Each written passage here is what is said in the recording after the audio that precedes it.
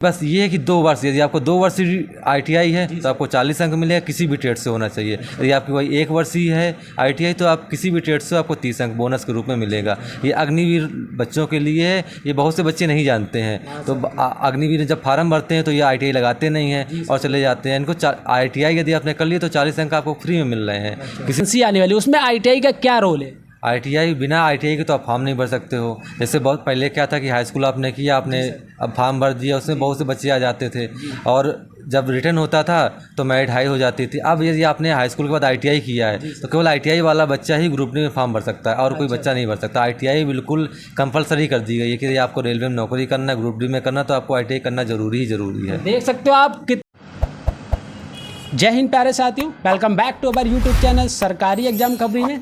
दोस्तों आज हम आए हुए हैं कानपुर के JB सिंह प्राइवेट ITI, यानी कि काफ़ी कैंडिडेट ने ये पूछा था कि सर अगर हमको ITI करनी है तो प्राइवेट कर सकते हैं कि गवर्नमेंट कर सकते हैं।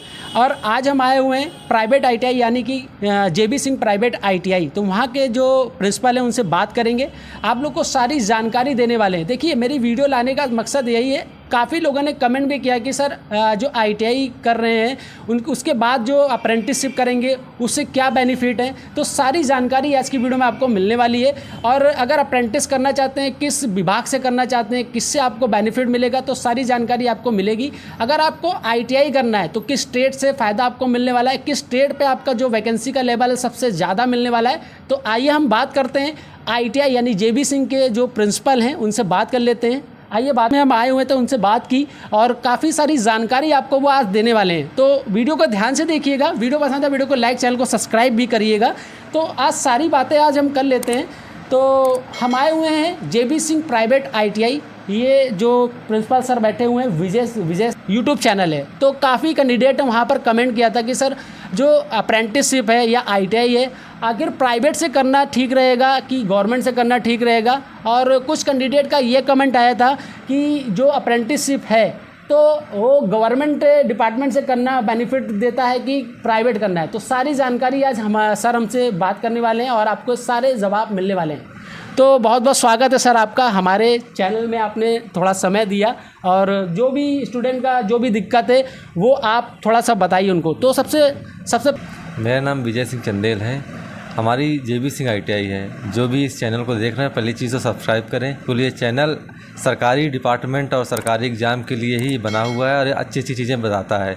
कोई भी दिक्कत हो, कोई परेशानी हो सरकारी जॉब से लेके या सरकारी जो एग्ज़ाम वगैरह होते हैं उसके लिए सब सारी चीज़ें चैनल बताता है। तो चैनल बहुत ही अच्छा है, तो कृपया करके सारे जितने भी लोग देखें इसको सब्सक्राइब और लाइक ज़रूर करेंगे। सब्सक्राइब को कर ही दीजिएगा, ठीक है। बाकी आप लोग के जो क्वेश्चन की बात कर रहे हैं सर, काफ़ी कैंडिडेट ये पूछ रहे हैं कि अगर हमें ITI करनी है तो ये डाउट रहता है कि सर अगर हमारा गवर्नमेंट में सिलेक्शन नहीं होता इन केस, तो क्या हम प्राइवेट से ITI कर सकते हैं?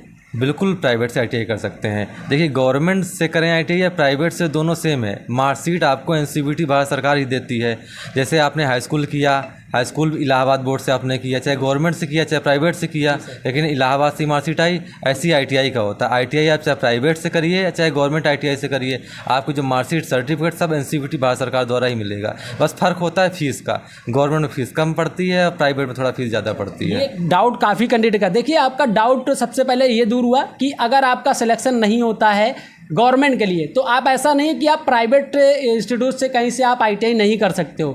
तो बाकी और भी कैंडिडेट हैं जो ये पूछ रहे थे कि जो अप्रेंटिसशिप है अगर हम प्राइवेट से करते हैं या गवर्नमेंट से करते हैं, इसका भी थोड़ा सर डिस्क्राइब कर दीजिए। काफ़ी कैंडिडेट कमेंट आ रहा है। देखिए एक्चुअली बच्चे क्या होता है, जो प्राइवेट से बच्चा अप्रेंटिसशिप करता है उसको थोड़ा मेहनत पड़ती है लेकिन सीखता है अच्छे से बच्चा, और उसका जो काम करना पड़ता है उसको पूरा 8 घंटे। सरकारी में क्या होता है कि जैसे मान लीजिए जिस संस्था से उसने HL से किया अप्रेंटिसशिप, अब HL में यदि गवर्नमेंट में वैकेंसी आ जाती है तो थोड़ा HL से उसने कर रखा है, HL में सब कुछ काम वाम पता है उसको, तो HL वाले थोड़ा छूट ज़्यादा दे देते हैं। और जो प्राइवेट से बच्चा अप्रेंटिस करता है, यदि प्राइवेट से अप्रेंटिस करने का एक और फ़ायदा है कि जैसे मान लीजिए उसने अप्रेंटिस कर लिया तो प्राइवेट में उसको रख लिया जाता है। लेकिन गवर्नमेंट से यदि अप्रेंटिस किया तो गवर्नमेंट अप्रेंटिस कराएगी, उसके बाद अपना यदि उनका फॉर्म निकला है रिटर्न एग्जाम के लिए या गवर्नमेंट जॉब के लिए तभी रखेगी, नहीं तो 1 साल ट्रेनिंग कराने के बाद निकाल देती है।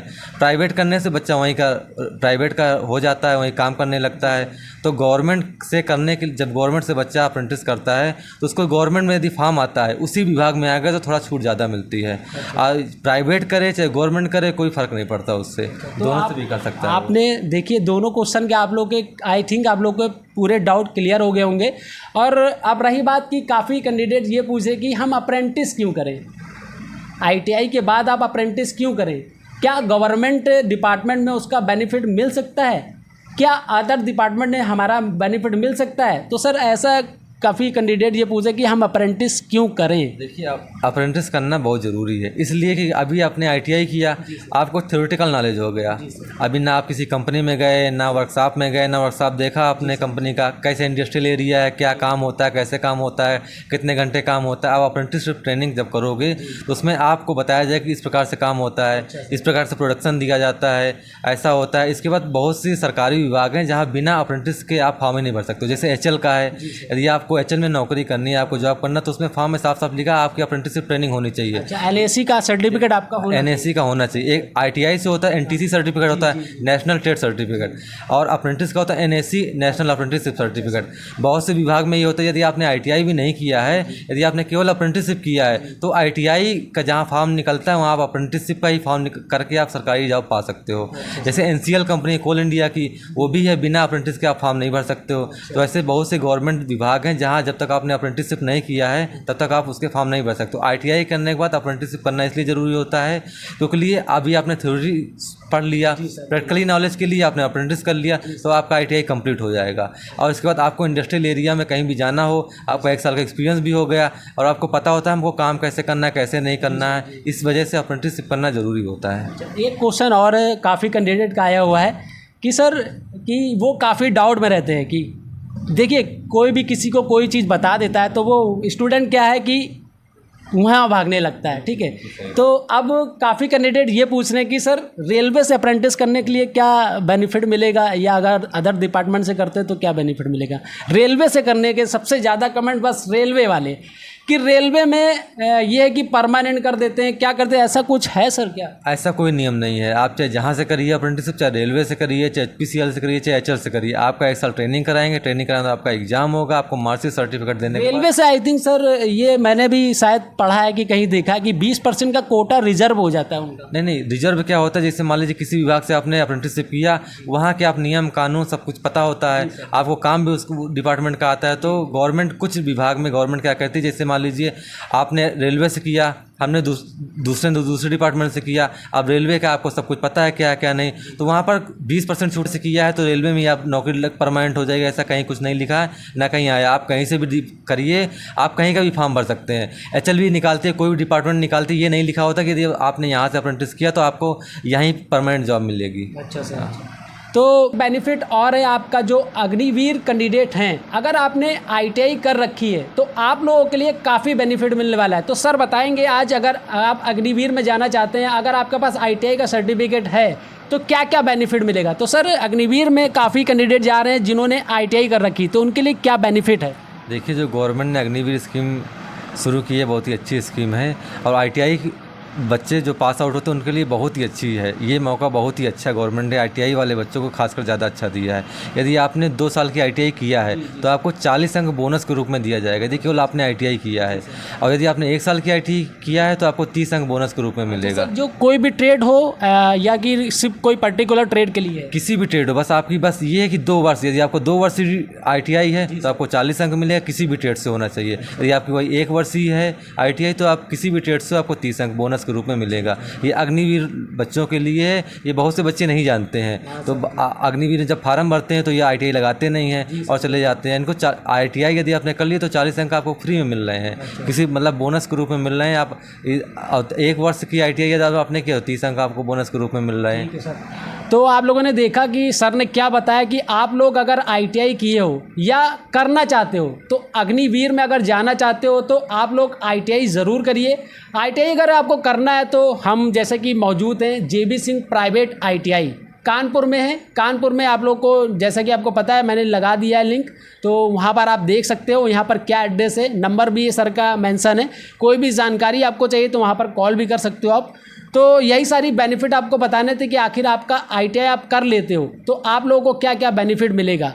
तो सर बहुत बहुत धन्यवाद, आप हमारे चैनल पर जुड़े और इतना सारी जानकारी दी। आपका भी बहुत धन्यवाद, आप हमारे पास आए और आपने पूछा आईटीआई के बारे में, बच्चों के बारे में बताया कि बच्चों को सूचना दी जा रही इस चैनल के माध्यम से। बच्चों को बहुत सी चीज़ें पता नहीं होती हैं, ना अप्रेंटिसशिप के बारे में ज़्यादा पता हुई, ना अग्निवीर के बारे में पता हुई। आईटीआई करने के बाद क्या करना है क्या नहीं करना, बच्चे भटकते रहते हैं। आईटीआई कर तो लेते हैं लेकिन उनको सही मार्गदर्शन नहीं मिल पाता है, हमें क्या करना है क्या नहीं करना। सर मार्गदर्शन बिल्कुल। सर एक क्वेश्चन और आपसे करना है कि रेलवे से जो अप्रेंटिस कर लेते हैं उनका रेलवे में कितना परसेंट कोटा कोई चलता है कि आगे जाकर रेलवे उनको परमानेंट कर देती है, इतनी कितनी सच्चाई है? देखिए रेलवे कोई परमानेंट नहीं करती हैं, लेकिन रेलवे ने बोला है कि यदि आपने रेलवे से अप्रेंटिस किया तो आपको 20% रिजर्व सीटें मिलेंगी। जैसे मान लीजिए उन्होंने 100 सीटें निकाली, 100 सीटों में सब बच्चा फॉर्म भर रहा है, लेकिन यदि आपने अप्रेंटिस रेलवे से किया है तो 100 सीटों में 20% आपकी रिजर्व है, वो आपकी सीटें कोई नहीं ले सकता है ना फाइट। जो केवल उस 20% में आईटीआई अप्रेंटिसशिप वाला बच्चा ही वो फाइट करता है। तो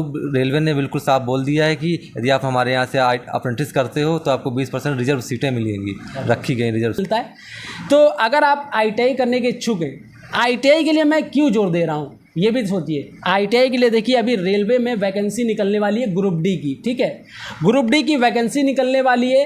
अब क्या हो गया है कि आपका हाई स्कूल के साथ आईटीआई कंपलसरी कर दिया गया है। अगर आपको नहीं पता है तो मैं यहाँ पर नोटिस लगा देता हूँ, यहाँ आप देख सकते हो मैंने लगा दिया है नोटिस, तो यहाँ पर आप ज़रूर देखिएगा, क्योंकि इसीलिए मैं आईटीआई के लिए जोर दे रहा हूँ कि अगर आपके पास आईटीआई का सर्टिफिकेट नहीं है तो आप रेलवे ग्रुप डी का जो फॉर्म है फिल नहीं कर सकते हो। अब से ये रूल लागू हो गया है रेलवे के लिए, मैं बता रहा हूँ। तो जेबी सिंह प्राइवेट आईटीआई हम आए हुए हैं, यहाँ के सर प्रिंसिपल सर से बात भी आपको कराई मैंने। तो अगर आप लोग आईटीआई करने के इच्छुक हो, कानपुर में ये जो है आपका आईटीआई है। सर थोड़ा एड्रेस वेरीफाई कर दीजिए, आपका जो यहाँ का एड्रेस है आपका जेबी सिंह प्राइवेट आईटीआई। हमारी जेबी सिंह प्राइवेट आईटीआई दहली सुजानपुर में है, कोयला नगर में। आप कोयला नगर बिल्कुल हाईवे के किनारे ही है। कोयला नगर में आप जाएंगे वहीं पर दहली सुजानपुर, मुश्किल से हाईवे से 200 मीटर अंदर है। आप वहाँ पर कोयला नगर जैसे पहुँचे वहाँ बोर्ड ऑलरेडी लगे हुए हैं, आप किसी से पूछेंगे जेबी सिंह आईटीआई सब बता देंगे। शनिदेव मंदिर के जस्ट बगल में ही आईटीआई है हमारी जेबी सिंह आईटीआई। बाकी आपको सारी डिटेल मैं यहाँ पर लगा दे रहा हूँ, भैया का नंबर है, सर का नंबर है, तो जो भी डिटेल आपको पूछनी हो तो आप लोग पूछ सकते हो। और बाकी अगर आपको कोई भी कमेंट करने के लिए स्कीम है, यदि आप सगे भाई बहन हो तो आपने हमारे यहाँ फिटर में एडमिशन लिया और आपकी बहन है तो उसको कटिंग स्कीम में फ्री आपको एडमिशन दिया जाएगा। मतलब कोई भी पैसा आप नहीं लोगे, कोई भी पैसा किसी प्रकार कोई चार्ज नहीं करते हैं। और बच्चे से बता देते हैं जब भी एडमिशन हम लेते हैं तो उससे बता देते हैं इतनी फीस पड़ेगी, उसके बाद 2 साल तक कोई भी फीस नहीं लेते किसी भी प्रकार से। कोई बच्चा ये नहीं कह सकता कि सर नहीं हमको एक्स्ट्रा फीस। सर और भी इंस्टीट्यूट में देखा प्रैक्टिकल का पैसा अलग से, ये सब चीज़ें यहाँ पर सब पंपलेट में लिख के दी जाती है और बच्चे को जब रसीद काट दी जाती है उसमें लिख के दिया जाता है कोई ना प्रैक्टिकल फीस, ना वाइवा फीस, ना कोई भी फीस किसी भी प्रकार की एक्स्ट्रा नहीं पड़ती हमारे। यही हमारे यहाँ खासियत, इसीलिए बच्चा हमारे यहाँ आता है। और इस समय स्कीम चल रही है, एक बच्चे का प्रवेश लेने पर एक बच्चे का प्रवेश फ्री। यदि आप सगे भाई बहन हो तो हमारे यहाँ फिटर में आप एडमिशन लीजिए, इलेक्ट्रीशियन में लीजिए, आपकी बहन या भाई को कटिंग स्कीम में आपको फ्री आपको एडमिशन दिया जाए, कोई भी पैसा किसी प्रकार का नहीं लगेगा। ठीक है, तो देखा आपने काफ़ी अच्छी स्कीम भी बताई सर ने। अगर आप लोगों के पास या कोई गरीब है तो उसके लिए भी सर ने काफ़ी अच्छा जो है, तो आप लोग से बस यही गुजारिश है कि आप लोग कानपुर से हैं तो आप एक बार विजिट ज़रूर करिएगा। अगर आप लोग आईटीआई करने के इच्छुक हो या कानपुर से बाहर भी हो तो एक बार सर से कॉल कर लीजिएगा, उसका भी आप लोगों का जो है सलूशन सर ज़रूर बताएंगे। तो अगर आप लोग इच्छुक हो करने के लिए तो सर से एक बार ज़रूर भेंट करिएगा। तो और मिलते हैं किसी नेक्स्ट वीडियो में किसी नेक्स्ट अपडेट के साथ, तब तक की कीप स्टडीइंग कीप वॉचिंग सरकारी एग्जाम खबरी। जय हिंद, जय भारत।